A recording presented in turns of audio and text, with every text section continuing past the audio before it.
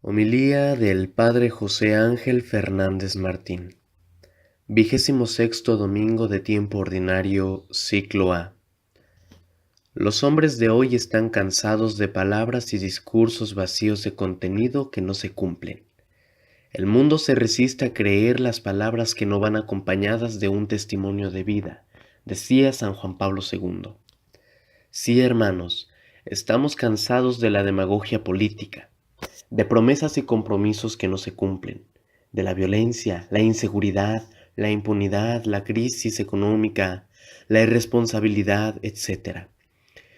Todo esto no nos gusta y lo criticamos mucho, pero ¿qué tanto cumplo yo mis compromisos? ¿Qué tanto vivo mi fidelidad a la palabra dada? ¿Qué tan coherente soy entre lo que hablo y actúo? ¿Cuántas personas son pura habladuría? El hombre contemporáneo escucha más a gusto a los que dan testimonio que a los que enseñan. Y si escuchan a los que enseñan es porque dan testimonio, decía el beato Pablo VI. La palabra de Dios, como siempre, nos ilumina en estas situaciones. El domingo pasado los trabajadores de la viña contratados eran el ejemplo para que nadie esté de ocioso. Hoy con la parábola de los dos hijos que son mandados por su padre a trabajar a la viña, el mensaje son la obediencia y la disponibilidad. Esta parábola tiene también su alegoría, su significado. El Padre es Dios. El primer hijo representa a los buenos, los justos, los piadosos.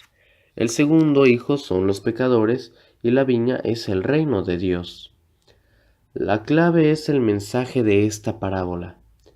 Es que lo importante no es hablar y prometer, sino actuar y cumplir. El Señor nos hace una invitación a todos por igual, como el Padre a sus dos hijos. Hijo, ve a trabajar hoy en la viña. El primero dijo sí, pero no fue. El segundo no quiso ir, pero se arrepintió, recapacitó y fue. Este hizo la voluntad del Padre, obedeció, a fin de cuentas, agradó a su Padre con las obras. Hermanos, qué bella y grande es la virtud de la obediencia. La obediencia la debemos practicar todos. No es nada más para los niños o los hijos en general. Nos concierne a todos porque todos y cada uno de nosotros, sea cual sea nuestra condición civil, social o religiosa, debemos obediencia a alguien. ¿Y por qué resulta difícil obedecer bien y cristianamente?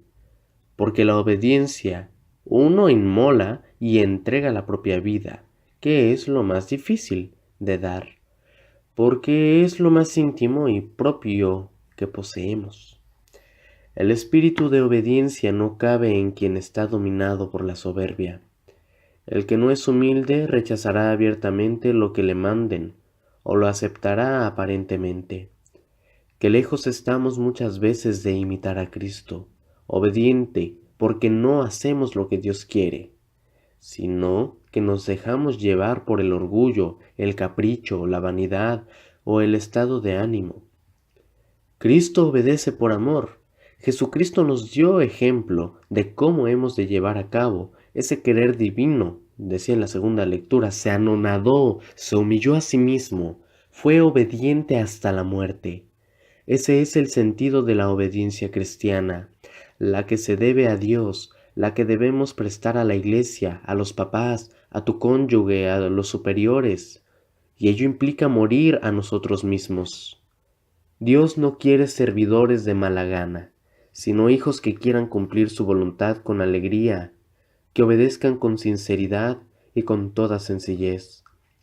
Porque obedecer solo cuando me parecen buenas las decisiones no es obedecer, eso no es virtud. Obedecer en forma pasiva no es ni humano. Obedecer por servilismo es indigno y degradante. Obedecer por miedo nos hace libres a las personas. Obedecer por conveniencia es repulsivo y farisiaco, decía Monseñor Arismendi. Debemos obedecer por motivos de fe y de amor. Esto nos asemeja a Jesús y nos hace ser sus verdaderos discípulos, auténticos hijos de Dios, Así que obediencia pronta y alegre a los papás, maestros y superiores legítimos. El Señor nos invita a todos como el Padre a sus dos hijos. Nunca es tarde. Todos somos publicanos y prostitutas, es decir, somos pecadores a quienes el Señor nos llama a arrepentirnos, a recapacitar y obedecer. Es importante que revisemos las reacciones de nuestra vida diaria, sobre todo cuando nos mandan o nos piden algo. Nuestra primera reacción siempre es muy humana, respondo, me enojo, refunfuño, etc. Pero la que cuenta es la segunda reacción, porque recapacito y soy más consciente. Esta, la contrarreacción cristiana. Por tanto, arrepentimiento, recapacitar, o sea, reflexionar, y propósito de enmienda, que es cambiar y mejorar para obedecer siempre con amor. Conclusión. Hay que ser cristianos no solo de palabra, sino de obras y de realización efectiva de la voluntad divina, transformando nuestra vida y el mundo según el Espíritu de Jesús. Los hombres solemos engañar con las palabras, pero a Dios no podemos engañarle. No olvidemos aquellas palabras de Jesús: no todo el que me diga Señor, Señor, entrará en el reino de los cielos, sino el que cumpla la voluntad de mi Padre que está en el cielo. Mi madre y mis hermanos son aquellos que escuchan la palabra de Dios y la ponen en práctica. Debemos reconocer nuestras flojeras, corregir nuestra mala voluntad y rebeldía a obedecer. San Pablo nos exhorta hoy a tener los mismos sentimientos que tuvo Cristo Jesús, que fue obediente y en cada Eucaristía se hace obediente a las palabras del sacerdote en la consagración. Saludos del Padre Ángel.